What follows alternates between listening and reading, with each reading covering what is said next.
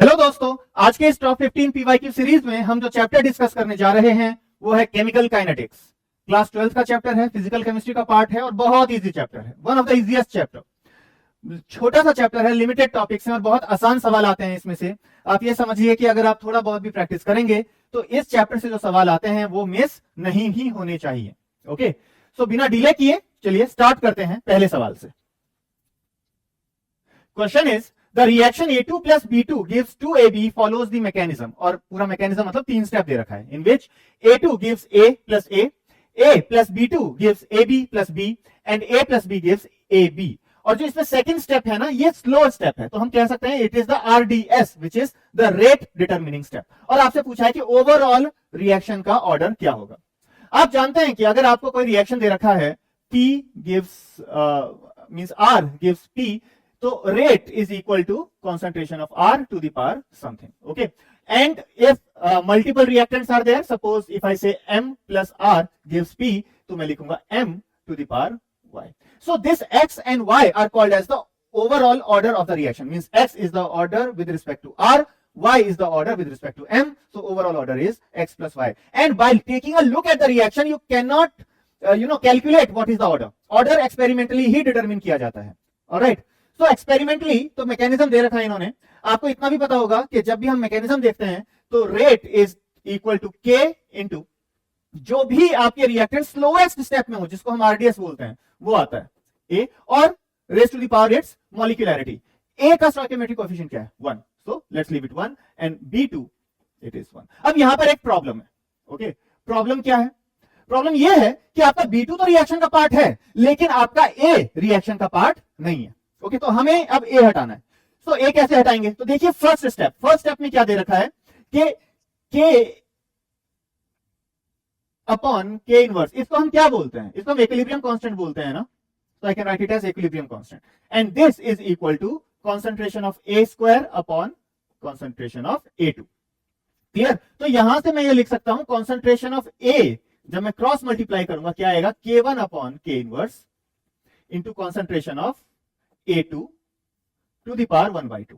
अब मैं इसको इस वाले रेट इक्वेशन में सब्स्टिट्यूट करूंगा। जब मैंने सब्स्टिट्यूट किया तो मुझे रेट क्या मिला? K2 into K1 upon K inverse to the power 1/2 into A2 to the power 1/2 into B2। ये मुझे मिल गया। क्लियर है? सो अब ये एक कांस्टेंट है, ये भी पूरा एक कांस्टेंट है, so I can write rate equals to K some constant into A2 to the power 1/2 into B2। अब इस रेट इक्वेशन के हिसाब से मैं कह सकता हूं कि A2 के रिस्पेक्ट में जो आपका ऑर्डर है वो है 1/2, B2 के रिस्पेक्ट में आपका ऑर्डर है 1। सो ओवरऑल ऑर्डर क्या आ जाएगा आपका? ओवरऑल ऑर्डर आ जाएगा 1 प्लस 0.5। वाई? B2 का 1 और A2 का 0.5, सो द आंसर इज 1.5। तो इसका करेक्ट आंसर है option B, which is 1.5। Okay, चलिए let's take a look at the next question. Question is A gives B plus C, which is gaseous phase reaction. It is the first order reaction. अब ये first order reaction है, इतना हमें पता चल गया। The reaction was started with reactant A only. Okay, and which of the following expression is correct for the rate constant K?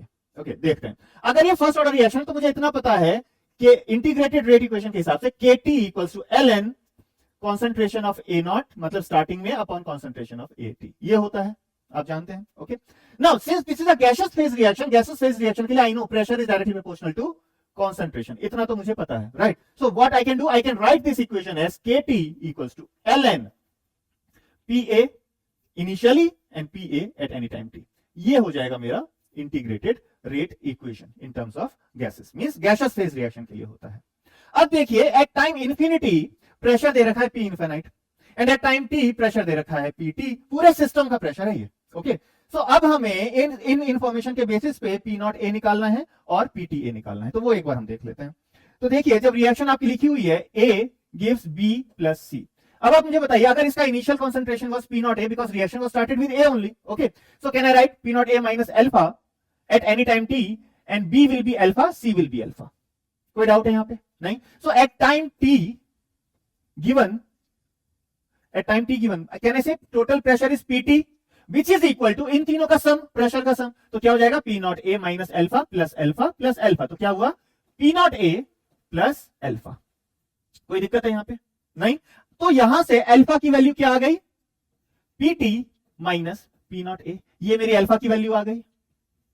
कोई doubt? अब मुझे बस पी नॉट ए निकालना है। अब आप एक बात बताइए, time T equals to infinity can I write P A equals to 0, क्योंकि ए तो बचा ही नहीं, राइट? ए बचा ही नहीं, तो इसका मतलब क्या हुआ, जो टोटल प्रेशर होगा वो क्या होगा, ध्यान से देखिए, P not A minus alpha plus alpha equals to P infinity, ये गिवन है, ओके ये गिवन है पी इन्फिनिटी। तो मैं यहां से ये बोल सकता हूं कि P not A plus alpha equals to P infinity. बताओ यहां पे कोई दिक्कत है? नहीं।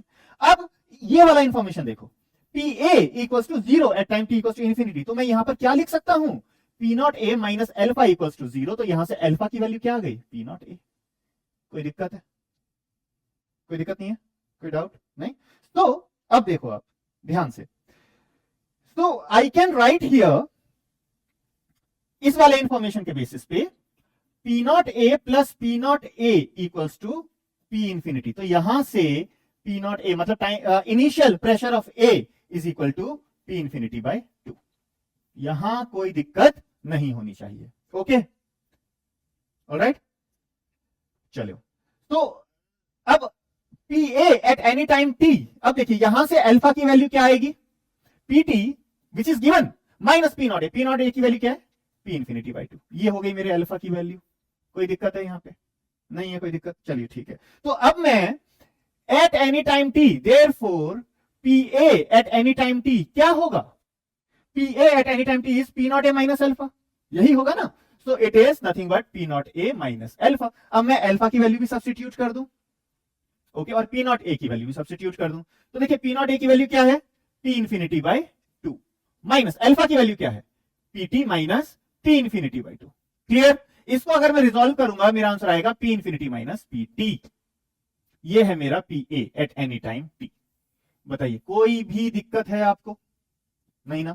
सो अब मुझे कुछ नहीं करना, इंटीग्रेटेड रेट इक्वेशन में सब्स्टिट्यूट कर देना है, P not A is P infinity by 2, P T A is P infinity minus P T. Okay, तो अब अगर मैंने इसको इंटीग्रेटेड रेट इक्वेशन में सब्स्टिट्यूट कर दिया तो मुझे क्या मिल जाएगा, देखो, therefore K T equals to L N P infinity by 2 upon, अब देखिए पी नॉट ए क्या है, मींस पी टी ए क्या है, P infinity minus P T, यही है ना। ओके, सो बस मैंने उसी को सब्स्टिट्यूट कर दिया, P infinity minus P T. तो यहां से मेरा के क्या आएगा, 1 upon T L N P infinity upon 2 into P infinity minus P T. कोई दिक्कत है बताइए यहां पे, किसी भी तरह की कोई प्रॉब्लम नहीं? समझ में आया आपको? तो इसका करेक्ट आंसर क्या होगा, एक बार मैच कर लेते हैं। ये इसका करेक्ट आंसर है ऑप्शन ए। ओके, चलिए अब अगले क्वेश्चन की तरफ बढ़ते हैं। For a reaction scheme A gives B gives C, if the rate of formation of B is said to be 0, then the concentration of B is given by। अब देखिए आपको rate of formation of B 0 रखना है। Rate of formation of B अगर 0 है, इसको हम बोलते हैं स्टेडी स्टेट। ये एक कॉन्जिक्यूटिव रिएक्शन भी कहलाया जाता है।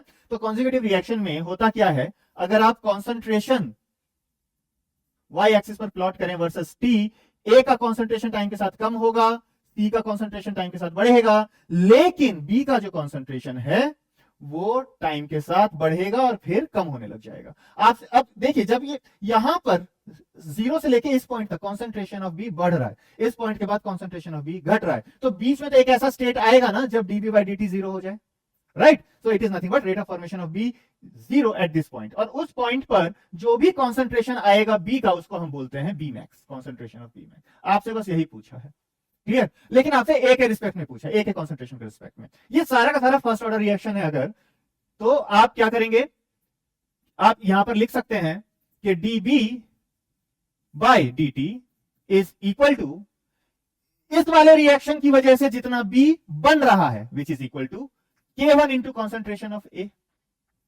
क्लियर?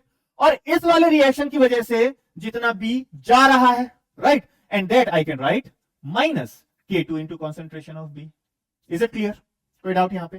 सो अब dB by dt मुझे 0 रखना है, तो अगर इसकी वैल्यू 0 है, so therefore I can write K1 into concentration of A minus K2 into concentration of B equals to 0। इसको अगर मैं रीअरेंज करूंगा तो कॉन्सेंट्रेशन ऑफ B की वैल्यू क्या आएगी, K1 into concentration of A into concentration of upon K2।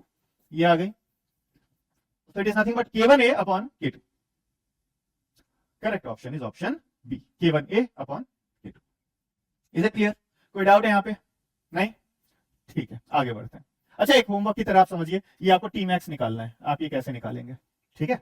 आप इसका एक्सप्रेशन निकालने की कोशिश कीजिए। आप में से जितने लोग इसको सॉल्व कर पाए आप कमेंट्स में लिखिए, जो करेक्ट आपका जो आंसर होगा उसको हम रिएक्ट करेंगे। ऑलराइट, चलिए अगले क्वेश्चन की तरफ बढ़ते हैं।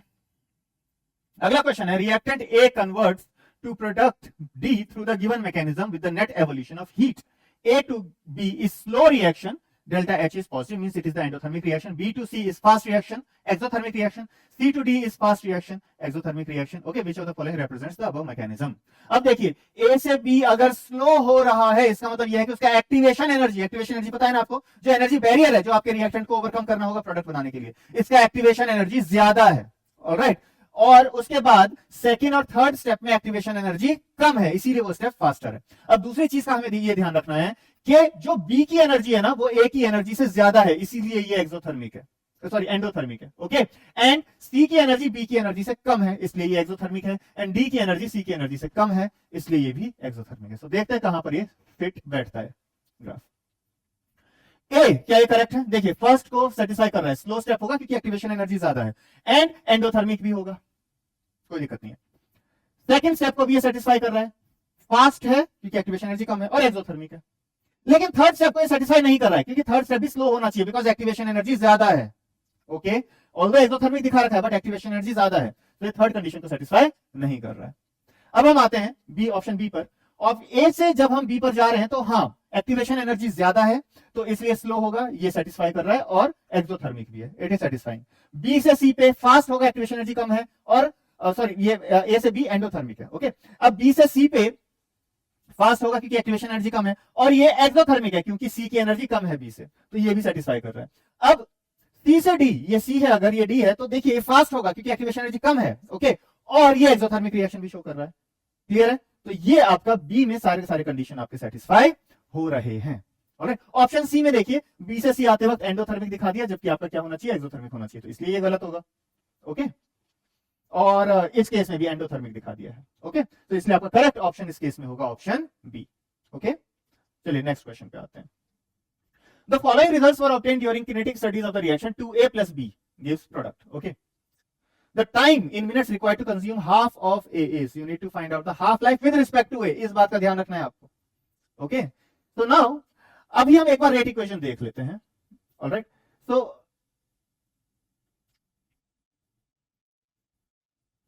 this is A, so I think this is B, यहां पर एक मिसप्रिंट है। Okay, this is B। आप ये देखिए मैंने बी का कॉन्सेंट्रेशन चेंज किया, रेट चेंज नहीं हुआ। राइट, ए के कॉन्सेंट्रेशन को मैंने सेम रखा, इसका मतलब क्या है कि order with respect to B equals to 0, ये मैं बोल सकता हूं। क्लियर? और अगर मैंने ए के रिएक्शन को, ए के कॉन्सेंट्रेशन को डबल कर दिया, बी तो 0 है, एस्टेब्लिश हो गया है, तो अब हम बी को कंसीडर नहीं करेंगे। ए के कॉन्सेंट्रेशन को मैंने डबल किया तो यहां पर रेट ऑफ रिएक्शन भी डबल हो गया है, इसका मतलब क्या है, order with respect to A equals to 1। तो मैं कह सकता हूं rate equals to rate constant into concentration of A. ये है आपका रेट इक्वेशन। क्लियर? अब मुझे ये रेट कांस्टेंट की वैल्यू निकालनी है, तो देखिए रेट की वैल्यू क्या है, 6 पॉइंट, कोई सी भी एक वैल्यू आप सब्स्टिट्यूट कर दीजिए, 6.93 into 10 to the power -3 equals to K into 10 to the power -1. Concentration of A is 0.1 here, so I can write it as 10 to the power -1. तो यहां से K की वैल्यू क्या आएगी, 6.93 into 10 to the power -2, okay, पर minute. बताइए यहां पे कोई डाउट है? कोई डाउट नहीं है। ओके, सो नाउ अब आपको एक चीज देखनी है कि K की वैल्यू तो आ गई, सो मतलब मैं लिख सकता हूं rate equals to 6.93 into 10 to the power -2 into concentration of A, right? This what I can right. अब आप रिएक्शन को जरा ध्यान से देखिए, और यहां पर बहुत सारे लोग गलती करते हैं, इस बात का ध्यान रखिएगा आप। इनफैक्ट बहुत सारी जगहों पे इसके सॉल्यूशन को गलत दिखाया गया है। ओके, 10 दे दिया है जबकि करेक्ट आंसर 5 है। अभी 5 कैसे आया, तो एक बार वो देखते हैं। आप रिएक्शन देखिए, it is given 2A plus B gives products। Clear? 2A plus B gives products, what does it mean? It means that rate equals to minus dA upon 2 dt, ये होगा, and that is equal to 6.93 into 10 to the power -2 concentration of A। Clear? अब अगर मैंने इसको solve करने की कोशिश की, सो इसको अगर मैंने सॉल्व करना तो मैं लिख सकता हूं -dA upon dt equals to 13.86 into 10 to the power -2 into concentration of A। ये हो गया ना? क्लियर? अब मैं डायरेक्टली भी अब इसको सब्स्टिट्यूट कर सकता हूं इस वैल्यू को टी हाफ के फॉर्मूले में, but let's solve it properly. Okay, अब आप देखिए आई can write here -dA upon dt minus dA upon A, concentration of A equals to 13.86 into 10 to the power minus 2 into dt. अब मैं integrate करूंगा इसको, ठीक है, फ्रॉम 0 टू t, वही टाइम की वैल्यू हमें चाहिए, और इसको मैं इंटीग्रेट करूंगा from a not to a not upon 2, यहां तक मैं इंटीग्रेट करूंगा। तो मुझे जो इक्वेशन जो निकल के आएगा वो ये निकल के आएगा, ln a not upon 2 equals to 13.86 into 10 to the power minus 2 into t। बस ये निकल के आ गया, ये कैंसिल आउट हो जाएंगे, so this will become nothing but ln2 की वैल्यू क्या होती है 0.693, तो यहां से t का वैल्यू क्या आ गया, अब इसको अगर मैंने सॉल्व किया तो t का वैल्यू क्या आ गया 0.693 upon 13.86 into 10 to the power minus 2। Okay, so this will become 20, so t की वैल्यू क्या आ जाएगी 10 to the power minus 2 ऊपर जाएगा, 100/20, आंसर इज 5 मिनट। तो ये है इसका आंसर। और यहां पर जो सबसे ट्रिकी पार्ट था वो ये था, इसको बच्चे जनरली मिस कर जाते हैं, इस चीज का आपको ध्यान रखना है, ठीक है। आपको रिएक्शन जिस तरीके से जिस स्टोइकियोमेट्री में दे रखी है उस स्टोइकियोमेट्री का बस आपको ध्यान रखना है, क्लियर है। So it's correct option here is 5। अगर आप ये भूल जाएंगे और अगर आपने इसको डायरेक्टली के की वैल्यू निकाल करके टी हाफ में सब्स्टिट्यूट कर दिया तो आंसर 10 आ जाएगा, जो कि गलत है। Okay, let's move ahead with the next question. A not का कॉन्सेंट्रेशन दे रखा है, हाफ लाइफ दे रखा है, for a given reaction R gives P, T half is related to A not, ये दे रखा है। Okay, which of the following is true? The order of the reaction is 1/2। देखते हैं। ओके, मुझे इतना पता है कि T half is inversely proportional to A not to the power n-1, right, ये मैं जानता हूं, ऑलराइट, आपको भी पता होगा।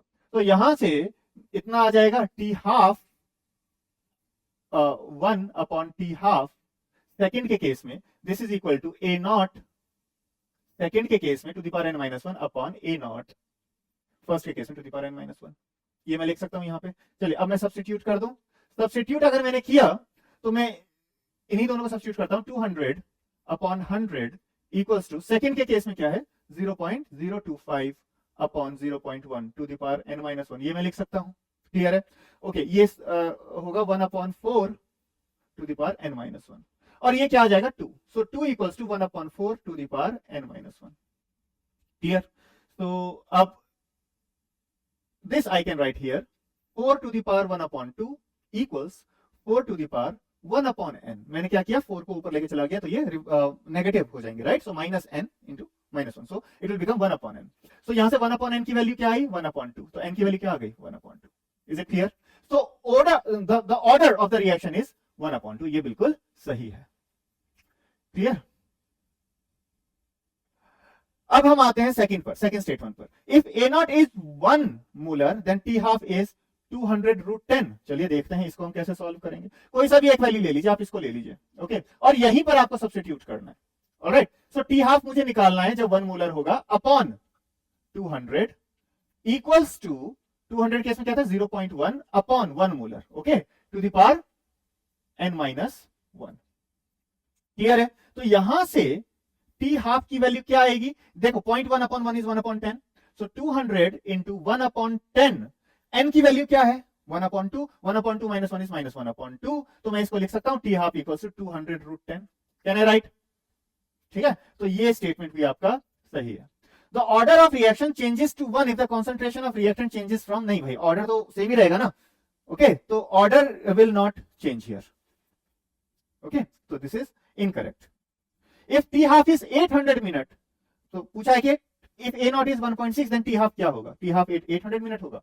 तो फिर से यही चीज हम लगाते हैं upon 200 equals 0.1 upon 1.6 to the power -1/2, directly लिख दें इसको, क्लियर है। तो देखो आप T half will be equal to 200 into 16 to the power 1/2, तो क्या हुआ 200 इंटू 4, √16 इज 4, तो 800 मिनट, तो इसका आंसर आ गया 800 मिनट। तो ये भी आपका सही स्टेटमेंट है, ओके, तो ये 3 स्टेटमेंट सही है, तो to choose the correct answer. और आपसे पूछा है ट्रू, ओके, ये पॉइंट बहुत ज्यादा इंपॉर्टेंट है, कभी कभी ये नॉट ट्रू भी डाल देता है, बट हम गलती से ट्रू को हम टिक कर जाते हैं। तो इसका करेक्ट स्टेटमेंट हो गए A, B and D, A, B and D only, तो इसका करेक्ट आंसर है ऑप्शन सी, ओके। चलिए अब नेक्स्ट क्वेश्चन की तरफ आते हैं। For the reaction 2H2 + 2NO This N2 plus 2H2. The observed rate expression is, rate is given. The rate expression for reverse reaction is. Okay, so let's see. आपको पता है K forward upon K backward equals equilibrium constant. तो इसकी value क्या हो जाएगी? N2 into H2O squared upon H2 square into NO square. चलिए ये चीज तो हो गई. अब rate of backward reaction equals to rate of forward reaction at equilibrium, ये हम जानते हैं. ओके, तो rate of forward reaction is equal to Kf into NO square into H2. इतना हो गया. ठीक है, तो कैन आई से यही होगा rate of backward reaction. Clear? Okay, अब मैं Kf को सब्स्टिट्यूट कर दूं यहां पर. देखिए यहां से Kf की वैल्यू क्या आ गई? Kf की वैल्यू आ गई Kb, क्रॉस मल्टीप्लाई किया है बस मैंने, into concentration of N2 into concentration of H2O square upon concentration of H2 square concentration of NO square. Okay, तो मैं मुझे कुछ नहीं करना है, मुझे बस Kf की वैल्यू यहां पर सब्स्टिट्यूट कर देनी है. तो रेट ऑफ बैकवर्ड रिएक्शन क्या आ जाएगा? Kf को मैंने सब्स्टिट्यूट कर दिया, concentration of N2 into H2O squared upon concentration of H2 squared upon NO. Okay, into concentration of NO square into concentration of H2. Clear है? तो NO से NO कैंसिल आउट हो जाएंगे, H2 से प्लस पावर कैंसिल आउट हो जाएगी. Okay, Kb तो हमने लिखा ही नहीं, ये रहा. तो यहां से मुझे रेट इक्वेशन क्या मिला for backward reaction? Equals to Kb into concentration of N2 into H2O squared upon H2. तो करेक्ट ऑप्शन जो आपका मैच कर रहा है वो है आपका option A. Is it clear? I hope आपको ये समझ में आया हो. क्या करना था इसमें? आपको बस इक्विलिब्रियम का एक्सप्रेशन लिखना था. ओके, इक्विलिब्रियम के एक्सप्रेशन से जो rate constant of forward reaction है उसको बस सब्स्टिट्यूट कर देना था इक्विलिब्रियम कंडीशन पे, where rate constant of means rate of forward reaction equals to rate of backward reaction. तो हमने रेट ऑफ फॉरवर्ड रिएक्शन का रेट लिखा और हमने बस यहां पर Kf को सब्स्टिट्यूट कर दिया Kb के टर्म्स में. ओके, चलिए नेक्स्ट क्वेश्चन, अगले क्वेश्चन पे आते हैं हम. A bacterial infection in an internal wound grows as Nt equals to N naught exponential t. Okay, where the time is in hours. A dose of antibiotic taken orally needs 1 hour to reach the wound. Once it reaches there, the bacterial population goes down as dn by dt equals to minus 5n square. What will be the plot of N naught versus N naught by N versus t after 1 hour? So पहले तो after 1 hour हम निकालते हैं. Time number of bacteria at after 1 hour will be N naught into E. क्यों? ये given है n equals to n naught into e to the power t. तो ये आ गया n naught into e. Okay, अब आपने दवाई ले ली. दवाई लेने के बाद आप जो पॉपुलेशन है वो इस तरीके से गिर रहा है, मतलब dn by dt equals to minus 5n square. What will be the plot of n naught by n? बहुत आसान है, इसी को बस इंटीग्रेट कर देना है. मैं लिख सकता हूं dn upon n square equals to minus 5 dt. ये लिख सकता हूं मैं. अब एक बात सुनिए, 1 आवर की बात की है, आफ्टर 1 आवर, तो हम क्या करेंगे? 1 आवर को हम 0 समझ लेंगे. क्लियर है? अब अगर मैंने इसको इंटीग्रेट किया तो 0 से t तक जाएगा और ये क्या जाएगा? n naught into e से n तक. Do you understand? अच्छा, 1 अपॉन x dx का इंटीग्रेशन क्या होता है बताइए? Minus 1 upon means 1 upon x square dx का, तो माइनस 1 अपॉन x. तो मैं लिख सकता हूं ये क्या हो जाएगा? Minus 1 upon n limit n naught e to n equals to minus 5t. Minus से माइनस कैंसिल आउट हो गया. So I can write 1 upon n minus 1 upon n naught into e equals to 5t. ये expression आ गया एक 1 upon n, expression क्या? 1 upon n minus 1 upon n naught e equals to 5t. ये expression आ गया. आपको क्या करना है? n upon n naught versus time का कर्व निकालना है. तो मैं क्या करूं ना, मैं पूरे इक्वेशन को n naught से मल्टीप्लाई कर दूं क्योंकि वो कांस्टेंट है. ओके, सो पूरे इक्वेशन को मैंने n naught से अगर मल्टीप्लाई कर दिया तो क्या बनेगा? n naught upon n equals to 1 upon e plus 5 n naught into t. Okay, ये आपका इक्वेशन बना. आपको क्या निकालना? n naught by n versus t. Sorry, यहां पर हमने एक गलती कर दी. It is n naught by n versus t. तो ये y है, ये x है, तो मैं क्या लिख सकता हूं? y equals some intercept plus 5 N not into X, इसके साथ आप रिलेट कीजिए। तो कैसा बना ये इक्वेशन? ये इक्वेशन बना आपका, ग्राफ मतलब कैसा बनेगा, y वर्सेस x अगर मैं ग्राफ निकालूंगा तो कुछ ऐसा, इंटरसेप्ट इज c, राइट? तो कुछ ना कुछ इंटरसेप्ट होगा एंड देन इसका स्लोप क्या होगा, 5 इंटू एन नॉट। क्लियर है? तो x की वैल्यू क्या है, x की जगह बस मैंने क्या किया है, t को रखना है, y की जगह एन नॉट बाय एन को रखना है, हो गया। तो आपका प्लॉट कुछ ऐसा बनेगा। Is it clear? तो correct option is option D. कोई डाउट है यहाँ पे? ठीक है, बहुत आसान सवाल था। कुछ ऐसे सवाल होते हैं जो बस देखने में मुश्किल लगते हैं, और स्पेशली जेई मेन में, क्योंकि ये सेशन हम जेई मेन के क्वेश्चंस के लिए हम कर रहे हैं, स्पेशली जेई मेन में सवाल बहुत आसान होते हैं, या तो एग्जाम एंजाइटी से बच्चे भूल जाते हैं जितना भी उन्होंने पढ़ा है, या फिर वो बेसिक भी उनके बहुत ज्यादा कमजोर होते हैं जिसकी वजह से वो अच्छा स्कोर नहीं कर पाते। और ऐसे बच्चे जो बहुत मतलब मेहनत भी करते हैं उसके बाद भी ये सवाल नहीं कर पाते, क्योंकि उन्हें क्वेश्चन देख करके डर लग जाता है। ठीक है, क्वेश्चन बहुत आसान था, उतना भी मुश्किल नहीं था। अगले सवाल पे आते हैं। For a certain chemical reaction x gives y, the rate of formation of product is plotted against the time t as shown in figure, number of correct statements is, आपको प्लॉट ये देखना, अब आपको स्टेटमेंट बताना है। Rate versus time की बात कर रखी है, ठीक है। Rate of formation of product है, मान लीजिए कि मतलब मैं ये कह सकता हूं dy by dt equals to rate, यही होगा। क्लियर? तो अब अगर rate of formation of product है विद रिस्पेक्ट टू टाइम, ये अगर आपको निकालना है, तो overall order of the reaction is 1, नहीं, ओवरऑल ऑर्डर आपका 1 नहीं है। ओके, क्यों? क्योंकि आप देखिए रेट आपका चेंज हो रहा है, यहां पर रीजन 3 में रेट इज गेटिंग कांस्टेंट। अगर रेट कांस्टेंट है इसका मतलब ये है कि आपका जो ओवरऑल जो रीजन 3 में जो ऑर्डर मींस जो ऑर्डर ऑफ द रिएक्शन है वो 0 है, 0 ऑर्डर रिएक्शन हो गया। ये ओवरऑल ऑर्डर हम निकाल ही नहीं सकते। Order of this reaction can not be determined, ये सही हम नहीं निकाल सकते, क्योंकि यहां पर एसिम्प्टोटिक है। एसिम्प्टोटिक होने का मतलब है यहां पर you can not determine the nature of the graph, तो हम यहां पर ऑर्डर निकाल ही नहीं सकते। रीजन 1 में the order of the reaction is first, in the region 1 and 3 the reaction is of first and 0 order reaction. सही है, रीजन 1 में लीनियरली इंक्रीज कर रहा है टाइम के साथ, इसका मतलब क्या है कि order of reaction is 1। Okay, rate जो है आपका उसका ऑर्डर 1 हो जाएगा। ओके, क्योंकि फॉर्मेशन ऑफ प्रोडक्ट आपका टाइम के साथ, रेट ऑफ फॉर्मेशन मतलब बढ़ता जा रहा है, आपका जो प्रोडक्ट है उसको बढ़ता ही जा रहा है। तो आपका रिएक्शन मींस रीजन 1 में ऑर्डर होगा 1, रीजन 3 में ऑर्डर होगा 0। ये तो बिल्कुल सही है, क्योंकि रीजन 3 में जो है ऑर्डर 0 हो जाएगा, क्योंकि rate is becoming constant with time. In region 2 the reaction is of first order, region 2 में रिएक्शन फर्स्ट ऑर्डर नहीं है, आप नहीं निकाल सकते, निकाल ही नहीं सकते, आप कह ही नहीं सकते कि कौन सा ऑर्डर है। तो इसलिए आपका स्टेटमेंट ई भी आपका गलत हो जाएगा। आप ये भी नहीं निकाल सकते order of reaction is in the range of 0.1 to 0.9। ये मत सोचिए कि यहाँ पर फर्स्ट ऑर्डर है, यहाँ पर 0 ऑर्डर है, तो यहाँ पर 0.1 से 0.9 के बीच में ही होगा, मतलब 1 से कम होता होता 0 जाएगा। It's not at all necessary. Okay, so just make sure of that. Alright, so the correct number of statements here is 2। Statement B is correct and statement C is correct. Alright, next question. For the reaction, this reaction is given, AA plus BB gives CC plus DD. The plot of log K versus 1 upon T is given below. ये plot given है आपका यहाँ पर, okay? ये plot given है। The temperature at which the rate constant of the reaction is 10 to the power minus 4 per second is। अच्छा, temperature आपको निकालना है कि किस temperature पर rate of the reaction is 10 to the power minus 4 meter, sorry 10 to the power minus 4 per second। 500 Kelvin पे K की value दे रखी है 10 to the power minus 5। तो ये आर्हेनियस इक्वेशन से हम इसको सॉल्व करेंगे। हमें पता है कि log K1 upon K2 equals to 2.303, sorry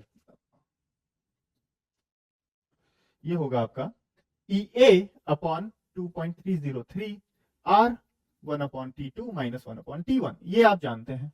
clear है? अब आप देखिए 500 केल्विन पे इसको हम 1 ले लें और इसको हम 2 ले लें, मतलब T2 हमें निकालना है। तो देखिए मतलब log 10 to the power minus 5 upon 10 to the power minus 4 equals to EA upon 2.303 R 1 upon T निकालना है हमें minus 1 upon 500, ये आ गया। अच्छा, EA upon 2.303 R की वैल्यू 10,000 है, ये गिवन है क्वेश्चन में। Okay, it is given as minus 10,000। So मैं यहां पर लिख सकता हूं log 1 upon 10 equals to minus 10,000 upon 1 upon T minus 1 upon 500। एक मिनट, नहीं ये 1,000 ही होगा। ओके, तो एक्चुअली में minus EA upon 2.303 R, this is the slope. ये होता है आपका इस इक्वेशन का स्लोप। और अगर यहाँ पे ln के दे रखा होता तो स्लोप क्या होता, EA अपॉन R, सीधे minus EA upon R। Alright, और इसकी वैल्यू है माइनस 10,000, तो EA अपॉन 2.303 R की वैल्यू क्या हो गई, 10,000। तो मैं यहाँ पर लिख सकता हूँ -1 equals to 10,000 into 1 upon T minus 1 upon 500। Clear है? चलिए, तो इसको अगर हम सॉल्व करते हैं तो आपका कैसा आएगा सॉल्यूशन। मैं माइनस माइनस से मल्टीप्लाई कर दूं दोनों तरफ, तो 1 equals to 10,000 by 500 minus 10,000 by T। तो यहां से 10,000 बाई T की वैल्यू क्या हो जाएगी, ये हो गया 20 माइनस 1, ये 1 इस तरफ आएगा। ओके, तो एक मिनट, तो यहीं पर सॉल्व कर लेते हैं, बस हो ही गया। तो यहां से आप देखिए 10,000 बाई T इक्वल्स टू 19, तो यहां से T की वैल्यू क्या आ गई, 10,000 बाई 19। ओके, ये so at the temperature 10,000 by 19 Kelvin, your situation is getting, your given condition is getting satisfied. Okay, तो इसका आंसर आ रहा है 526.3 केल्विन, 526.3 केल्विन। और अगर नियरेस्ट इंटीजर की बात की है तो आप आंसर यहां पे क्या लिखेंगे, 526 केल्विन। ओके, ये है इसका आंसर। ये आरएनएस इक्वेशन का, इस टाइप के क्वेश्चंस बहुत आते हैं, इस बात का आपको ध्यान रखना है। आरएनएस इक्वेशन क्या बोलता है, वो बोलता है K equals to A e to the power minus EA upon RT। Clear? आप ln ले लीजिए तो क्या बन जाएगा, ln K equals to ln A minus EA upon RT। अब आप देख रहे हैं, अगर ln का ग्राफ होता तो इंटरसेप्ट होता ln A और स्लोप होता माइनस EA अपॉन R, और अगर मैं इसको लॉग में कन्वर्ट कर दूंगा तो intercept is log A and slope is minus EA upon 2.303 R। Alright, चलिए नेक्स्ट क्वेश्चन की तरफ बढ़ते हैं। The rate constant of a reaction increases by 5 times on increase in temperature from 27 to 52 degrees Celsius. The value of activation energy in kilojoule per mole is, चलिए ये निकालते हैं। Same equation, वही equation लगेगा, log K2 upon K1 equals to EA upon 2.303 R 1 upon T1 minus 1 upon T2। तो चलिए देखते हैं। अब K2 की वैल्यू है 5 इंटू K1, तो फिर K2 अपॉन K1 की वैल्यू है 5 और 5 टाइम्स इंक्रीज भी हुआ है, तो मैं लिख सकता हूं log 5 equals to EA upon 2.303 into 8.314 R, यही वैल्यू दे रखा है, इंटू 1 अपॉन T1। T1 क्या है, 27 डिग्री सेल्सियस। 27 डिग्री सेल्सियस को मैं क्या लिखूंगा, 300 kelvin, minus 52 degree Celsius which is 325 kelvin. Clear? तो यहां से EA की वैल्यू क्या आ गई, log 5 into 2.303 into 8.314 into 300 into 325 upon 25। Kilo joule per mole में है तो मैं 1000 से डिवाइड भी कर दूंगा इसको। ओके, अच्छा ये कैसे आया 300 into 325 by 25, क्योंकि जब आप इसको सॉल्व करेंगे ना तो देखिए ये आएगा एलसीएम लेकर के 325 माइनस 300, तो क्या आ गया ये 25 upon 300 into 325। Is it clear to you? ठीक है, तो उसी को फिर हमने क्रॉस मल्टीप्लाई वगैरह सब किया है। तो चलिए इसको अगर हम सॉल्व करते हैं तो देखते हैं इसका आंसर क्या आता है। आप लोग भी सॉल्व कीजिए।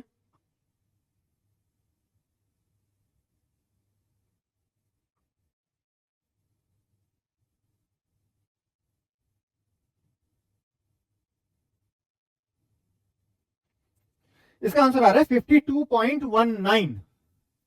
52.19 किलो जूल पर मोल। तो इसको नियरेस्ट इंटीजर तक अगर करना है तो क्या आंसर आप टिक करके आएंगे, आप आंसर टिक करके आएंगे 52।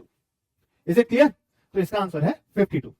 ओके, चलिए तो आपको बस यही इक्वेशन याद रखना है। बहुत सारे तरीके से इस इक्वेशन पे सवाल पूछे जाते हैं, और देखिए अभी आपको और भी सवाल मिलेंगे, जैसे ये वाला सवाल हो गया। Okay, for a reaction taking place in 3 steps at same temperature, overall rate constant is K1 into K2 upon K3 if EA1, EA2, EA3 are 40, 50 and 60 kilojoule per mole respectively.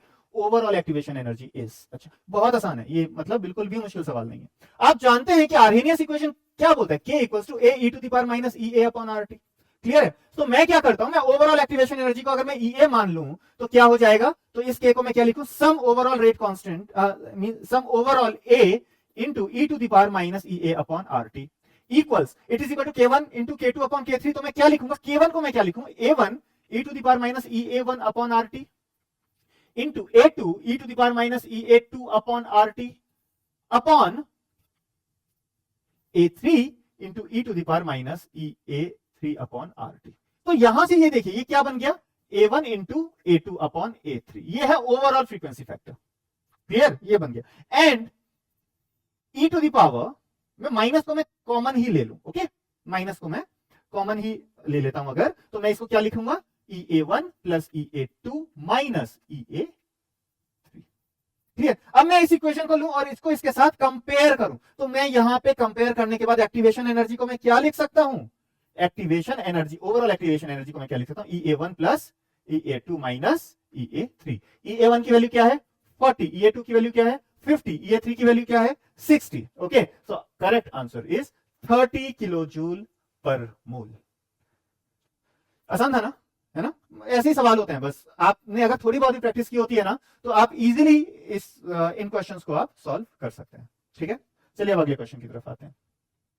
A flask is filled with equal moles of A and B. The half lives of A and B are 100 second and 5 and 50 second respectively and are independent of initial concentration। अगर initial concentration का independent बोला है इसका मतलब क्या है, order क्या हो गया, ऑर्डर क्या हो गया, first order. Okay, first order case में जो हाफ लाइफ होता है वो इंडिपेंडेंट होता है इनिशियल कॉन्सेंट्रेशन के। The time required for concentration of A to be 4 times that of B is। चलिए इसको दो तरीके से सॉल्व कर सकते हैं, ओके, इक्वेशंस के थ्रू या फिर लॉजिकली। अब देखिए कैसे सॉल्व करते हैं। अब आप बताइए ए का हाफ लाइफ जो है वो 100 सेकेंड, राइट, तो आफ्टर 100 सेकेंड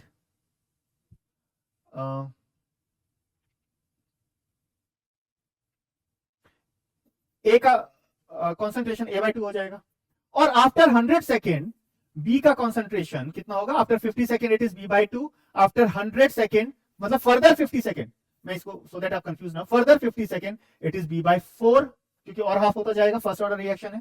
क्लियर, तो देखिए 100 सेकेंड के बाद A is A/2 whereas B is B/4 and A and B are equal to means they are same, they have equal number of moles। okay, so I can say A equals to B।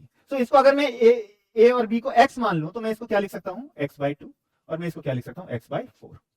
चलिए A 4 times नहीं हुआ है, अभी double है। Okay, तो मैं further 100 second के बाद अगर मैं कंसीडर करूं तो ये x/4 हो जाएगा और ये फर्दर 50 सेकंड के बाद x/8 होगा और फर्दर 50 सेकंड के बाद x/16 होगा। अब मैं बोल सकता हूं क्या कि जो कॉन्सेंट्रेशन ऑफ A है वो B का 4 टाइम्स है या नहीं है, राइट। तो कितने सेकंड के बाद हुआ, 100 plus 100, answer is 200 second. That's it, हो गया सर। अगर आपको इसको न्यूमेरिकली करना है तो ये देखिए टाइम तो सेम ही होगा, राइट, तो मैं क्या लिख सकता हूं, K1 into T equals to ln A0 upon some AT और K2 into T equals to ln B0 upon BT। अब देखिए A0 इक्वल्स टू B0 ये हमें लिखना है and AT equals to 4 into BT। Clear है, आपको क्या करना है, और K1 को क्या लिखेंगे आप, K1 equals to 0.693 upon 100 and K2 को आप क्या लिखेंगे 0.693 अपॉन 50। बस अब आप K1 K2 को सब्स्टिट्यूट कर दीजिए, आपका आंसर आ जाएगा। यहां पर आप इसको A0 की जगह आप B0 लिखिए और AT की जगह आप 4 इंटू BT लिखिए। करना है, चलिए कर ही लेते हैं। इस मेथड से भी अगर आपको करना है कर ही लेते हैं, तो हम दूसरा कलर यूज करते हैं। ये है मेरा इक्वेशन 1, ये है मेरा इक्वेशन 2, तो मैं क्या करूंगा, second equation minus first equation. अगर मैं करूं तो क्या होगा, K2 minus K1 into T equals to ln A0 upon A0 नहीं B0 लेते हैं, B0 upon BT minus ln A0 की वैल्यू क्या है, B0 ही है ना, अपॉन 4BT। क्लियर है, ठीक है। अब K1 की वैल्यू पता है, K2 की वैल्यू पता है आपको, ये B0 से ये सब कैंसिल आउट हो जाएंगे, आपको आंसर क्या आ जाएगा, आप इसको सॉल्व करेंगे आपको आंसर 200 आ जाएगा। ओके, चलिए, और अगर सॉल्व नहीं हो रहा है तो एक और तरीका है। एक और तरीका क्या है, आप फर्स्ट इक्वेशन को सेकंड इक्वेशन से डिवाइड कर दीजिए। आप फर्स्ट इक्वेशन को सेकंड इक्वेशन से डिवाइड कर देंगे तो K1 upon K2 equals to ln A0 upon AT upon ln A0 upon B0 upon BT, ये आप करेंगे तो आपको अब आप इसको A0 और AT को भी B0 और BT से आप रिप्लेस कर दीजिए। यहाँ से B0 और B0 अपॉन BT की वैल्यू आ जाएगी, B0 अपॉन BT की वैल्यू को आप यहाँ पे सब्स्टिट्यूट कर दीजिए, आंसर आ जाएगा और आंसर 200 ही आएगा, कुछ और नहीं आएगा। ठीक है ना, तो इसको डिले नहीं करते। और दूसरी बात यह है कि जरूरत क्या है, जब घी अगर सीधी उंगली से निकल रही है तो टेढ़ा करने की जरूरत क्या है, राइट। ये इसका सबसे अच्छा करेक्ट मेथड है और टाइम भी सेव करेगा आपका, इसमें बहुत ज्यादा आपका टाइम लगेगा। और एक बात याद रखिए, जब भी हम दो डिफरेंट मेथड से किसी भी क्वेश्चन को हम सॉल्व कर सकते हैं ना, मेक श्योर हमारे कंसेप्ट अगर क्लियर हो, मतलब हमारा मेथड अगर सही हो, तो always use the shorter version. Why? Because आपका जितना लंबा सॉल्यूशन होगा, जितना लेंथी सॉल्यूशन होगा, जितने ज्यादा स्टेप्स उसमें इन्वॉल्व होंगे, उतने ही ज्यादा सिली मिस्टेक होने के चांसेस रहेंगे आपको, ठीक है। तो जैसे इसमें आपको ये डिवाइड करो, फिर B naught by V T का वैल्यू निकालो, उसके बाद फिर इसको इक्वेशन 1 में सब्स्टिट्यूट, इस वाली इक्वेशन में इक्वेशन 3 इसमें आप सब्स्टिट्यूट करो, तब जाकर के आपको टाइम का वैल्यू आएगा, ठीक है। और आंसर यही आएगा। सो correct answer is 200 here. Next question पे आते हैं। Consider the two different first order reactions, ये गिवन है। The ratio of half life of reaction 1 and reaction 2 is 5:2। If T1 and T1, I think यहाँ पर T2 होगा, तो ये एक मिसप्रिंट हो गया है। सो T1 and T2 represent the time taken to complete 2/3 and 4/5 of the reaction 1 and reaction 2 respectively. Then the value of ratio T1 upon T2 is, चलिए आपको पता है T हाफ फर्स्ट ऑर्डर के केस में 0.693 upon K होता है, तो मैं ये बात बोल सकता हूं कि half life first upon half life second equals to K2 upon K1 बोल सकता हूं मैं, राइट। तो K2 अपॉन K1 की वैल्यू क्या है? 5/2 इस केस में है। ये चीज हमारी पहली चीज आ गई, क्लियर है। अब देखिए K1 into T1 equals to 2.303 log कितना रिएक्शन हुआ है? 2/3 कंप्लीट हुआ है, राइट। तो मैं ये लिख सकता हूं कि A0 upon AT equals to A0 upon 1/3 A0, ये बोल सकता हूं मैं। तो इसकी वैल्यू क्या आ जाएगी? 3। तो मैं यहां पर क्या लिखूंगा? 3। सिमिलरली अब K2 into T2 equals to 2.303 log, अब यहां पर मैं क्या लिखूंगा? 4/5 रिएक्शन कंप्लीट हुई है, तो A0 upon AT will be equal to A0 upon कितना बचा? 1/5 बचा ना, A0 अपॉन 5। तो इसका आंसर क्या आ जाएगा? 5। तो आई कैन राइट हियर 5। ये मेरा इक्वेशन 1, ये है मेरा इक्वेशन 2। मुझे क्या करना है? दोनों को डिवाइड कर देना है। T1 अपॉन T2 की वैल्यू पूछी है, तो फर्स्ट इक्वेशन लो, उसको सेकंड इक्वेशन से डिवाइड कर दो। जब मैंने इस पूरे इक्वेशन को डिवाइड किया, ये कैंसिल आउट हो जाएगा। आपको क्या मिलेगा? K1 upon K2 into T1 upon T2 equals to log 3 upon log 5। Clear है?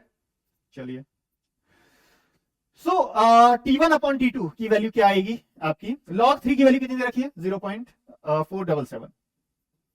log 5 की वैल्यू क्या दे रखी है? 0.699 into K2 upon K1, cross multiply करूंगा। K2 अपॉन K1 की वैल्यू क्या है? 5/2। अच्छा, एक बात है, अब यहां पर इसको 0.48 और 0.7 मत कर दीजिएगा, क्योंकि ये एक न्यूमेरिकल वैल्यू टाइप क्वेश्चन है, और न्यूमेरिकल वैल्यू टाइप क्वेश्चन में जो वैल्यूज दे रखी होती है ना, आपको वही लेनी चाहिए। तो चलिए इसको सॉल्व करते हैं। इसका आंसर क्या आएगा? इसका आंसर है 1.706। ओके, 1.706। अब नियरेस्ट इंटीजर में लेकर के जाना है, और इसको आपको इस फॉर्म में, साइंटिफिक नोटेशन में इस तरीके से लिखना है कि 10 to the power -1 आए। तो मैं इसको लिख सकता हूं 17.06 इंटू 10 to the power -1। तो जो आंसर है वो क्या है आपका? 17.06, और नियरेस्ट इंटीजर क्या होगा? 17 होगा। सो correct answer of this question is 17। ठीक है, चलिए नेक्स्ट पे आते हैं। अभी यहां पर देखिए, आपको सारे के सारे आंसर यहां पर दे रखे हैं, और हमने जितने भी क्वेश्चन सॉल्व किए हैं, आई थिंक मोर और लेस हमारे ऑप्शंस मैच कर ही रहे होंगे। तो चलिए लास्ट क्वेश्चन पे आते हैं। अब consider the following single step reaction in gas phase. Single step reaction है, गैस फेज है। Okay, if the initial rate of reaction is recorded as R1 when reaction starts with 1.5 atm pressure of A and 0.7 atm pressure of B, after some time rate is R2 recorded when pressure of C becomes 0.5 atm। R1 upon R2 की value, बहुत आसान सवाल है, बहुत ज्यादा आसान। देखिए single step reaction है, तो ऑर्डर क्या हो गया? 3। So I can write here rate equals to partial pressure of A square into partial pressure of B। बस खत्म यहां पर, क्लियर? ठीक है, बस यही है आपका, क्योंकि ये सिंगल स्टेप क्वेश्चन में दे रखा है ना। सिंगल स्टेप के केस में जो आपका लॉ ऑफ मास एक्शन है वो एप्लीकेबल हो जाएगा ऑर्डर के लिए भी।